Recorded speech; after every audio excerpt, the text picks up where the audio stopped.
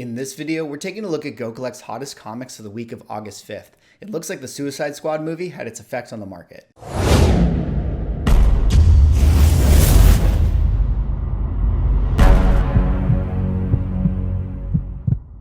Ladies and gentlemen, welcome back to another video with Swaggle.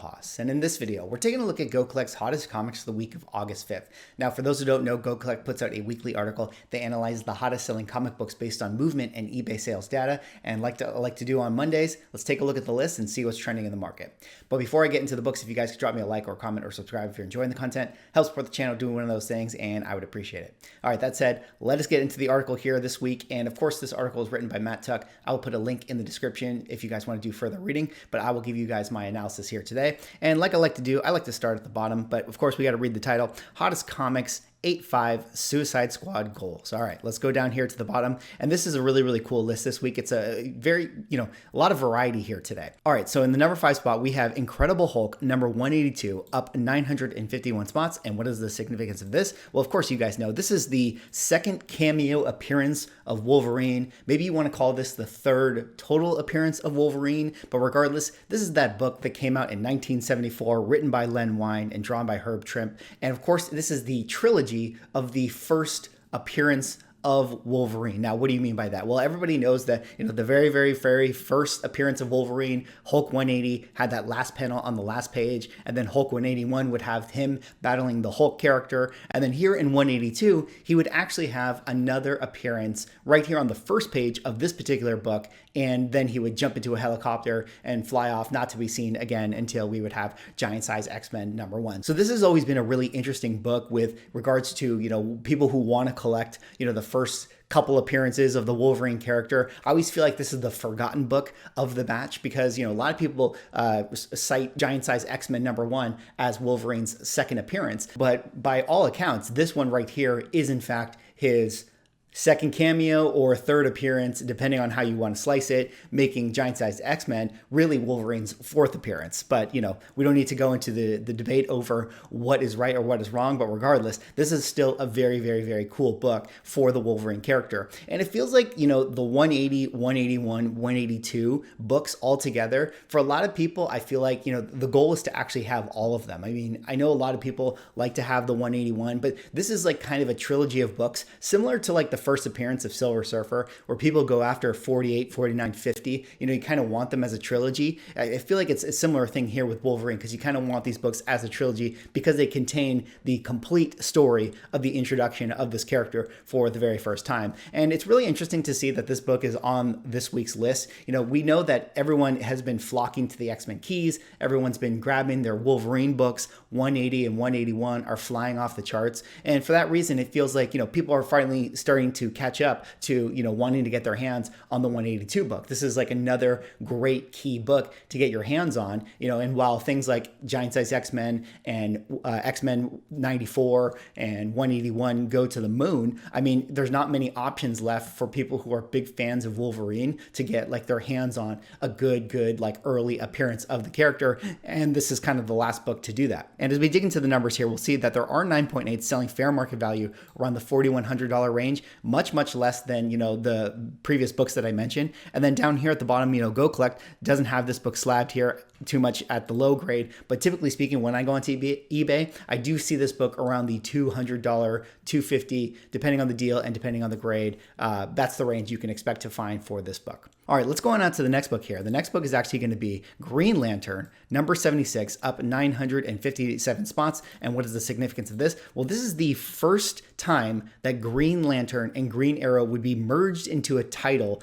This, of course, was the previous Green Lantern solo series, but they would merge these two characters together. And this would be written by Dennis O'Neil and drawn by Neil Adams. Of course, this particular cover here is the classic, iconic Neil Adams cover. Of course, Neil Adams has many, many iconic covers. This is just another one in the batch. And then also what kind of is like the most significant thing about this book is that this would actually be recognized as kind of the end of the Silver Age and the beginning of the Bronze Age. So regardless of the fact that, it being like a classic cover, regardless of it being kind of a unique key within the fact that Green Lantern and Green Arrow kind of team up in a book here. This is a significant book in comic book history. It's just the fact that, this sort of marks, the turning point of the Arrow. Now we're going into the Bronze Age of comic books. Of course, this is a book that came out in 1970. Now, it's really cool to see this book, starting to heat up now, because for a long time, all the DC books have been extremely undervalued. But I feel like coming off the heels of the Zack Snyder cut, with the success currently going on with the Suicide Squad movie, I think they're still starting to get a lot of excitement that's brewing around the DC characters and the DC universe once again. And, it feels like we've turned the corner and we're heading towards greener pastures. And, for that reason, we're starting to see some of these keys actually start to want to be acquired by the comic book collectors. So this one right here, Green Lantern, Green Arrow, number 76, a great book to have, classic Neil Adams cover, and the very first book going into the Bronze Age. And as we dig into the numbers here, we'll see that there are 9.8 selling fair market value around the $47,000 range. Of course, this is a sale back in 2014, or not last sale back in 2014. So hard to say what that would actually go for today. And then down here at the bottom, you see Go Collect having this book listed around the $200 range or so. And I would say that that's pretty accurate. When I go into eBay trying to look at low grade copies of this thing, typically I see them being sold around the $200, $225 range or so. All right, let's go on now to the next book here. The next book is actually no surprise, considering we had the Suicide Squad movie, and this one is actually going to be Fighting 5, number 40, up 959 spots. And what is the significance of this? Well, this is the first appearance of the character known as Peacemaker. Now, this is a book that came out in 1966, written by Joe Gill and drawn by Bill Montes. And of course, Peacemaker is the character that John Cena played in the Suicide Squad movie. And it's really amazing to think about what James Gunn has been able to do with this extremely obscure superhero and turn him into like a character that instantly overnight is now like a popular character in the market. Everybody wants to get their hands on a book like this. Everybody is in love with the Peacemaker character. Kudos to John Cena for doing a great job with that character. And, of course, there has been already discussion that,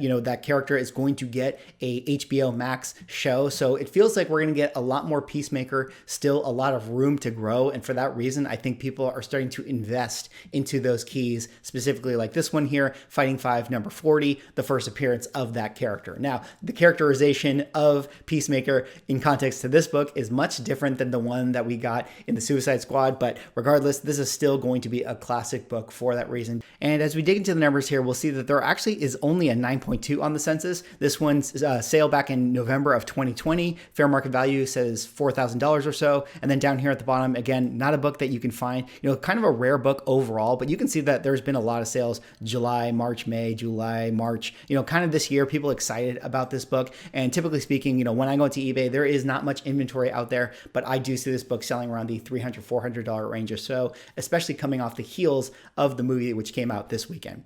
All right, let's go on now to the next book here. And the next book is also a very, very cool one. This is Moon Knight number 3, up 973 spots. And what is the significance of this? Well, this is the first appearance of a character known as Midnight Man. Of course, this is a book that came out in 1981, drawn by Bill Sienkiewicz and written by Doug Moach. This is the great, sort of Moon Knight series that was in the 80s. A lot of stuff coming out of this series. It seems like it's going to be making its way into the Moon Knight Disney Plus show later on next year. And one of the reasons that this particular book got hot recently is that there was actually a casting link that came out that acknowledged the fact that someone who had been cast in the Moon Knight show is actually going to be playing a character known as the Midnight Man. And of course, there you see the Midnight Man right there on the cover. And this is a really interesting storyline because, I've read this book here and, definitely the Midnight Man has a lot of ties to, the Bushman, who of course is connected to Moon Knight's origin story here. So it feels like if they're going to follow that kind of origin story to some degree, they'll definitely want to utilize Midnight Man.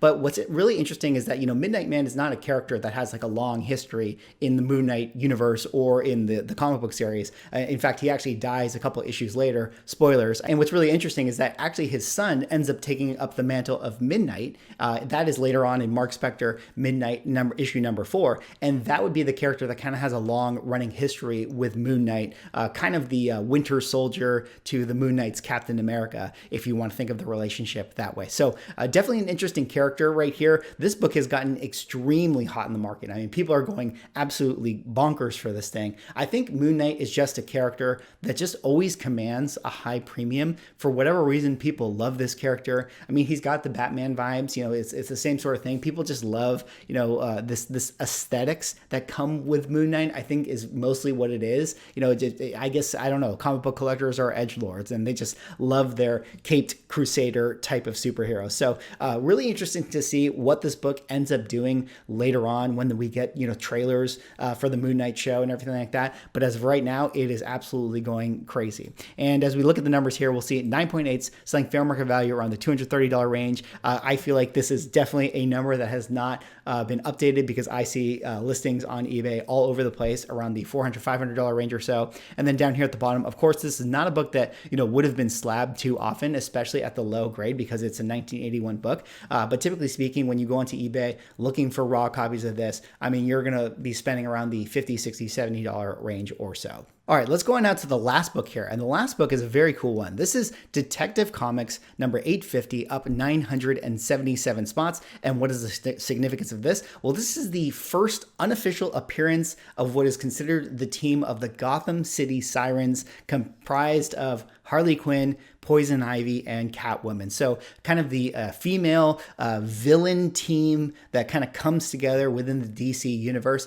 And one of the reasons I think that this book has gotten hot recently is that there have been in the past discussions of a potential team up movie featuring all three of those characters. And, you know, it kind of died down after, you know, sort of the failures of the DC movies. But I think recently, because of the success of Suicide Squad, you know, again, everyone is really interested in these books once again. Everybody's really excited about the potential of these characters. And Harley Quinn, Catwoman, and Poison Ivy are three iconic supervillains that could definitely carry a movie. I mean, you could absolutely see DC wanting to do some kind of film with that trio. Now, this is a book that came out in 2008, written by Paul Dini and drawn by Dustin Nguyen, but very interesting to think about, you know, is this book actually going to have legs? Are we going to get that idea of the Gotham City Sirens? Of course, there's a lot of discussion right now of like Margot Robbie, is she going to continue to play the Harley Quinn character? A lot of people thinking that this Suicide Squad movie could be her last time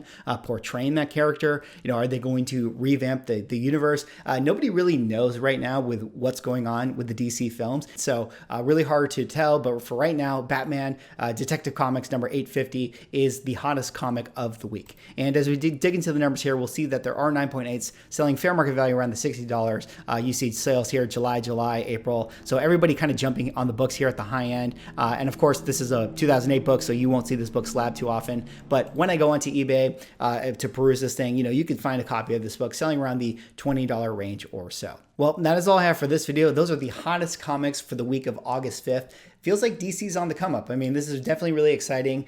You know, I was able to go check out Suicide Squad. I really enjoyed the film. Definitely can see why people are getting excited about some of the, you know, books that relate to the DC universe as a result of it. But who knows? I mean, where are we going from here? What is the DC universe going to look like? Is it even a shared universe at this point anymore? I definitely don't know. And frankly, I don't think the DC people know either. But regardless, you know, we can still collect some cool comic books. Anyways, that is all I have for this video. Drop me a like, comment, subscribe if you're enjoying the content, and I will see you in the next one.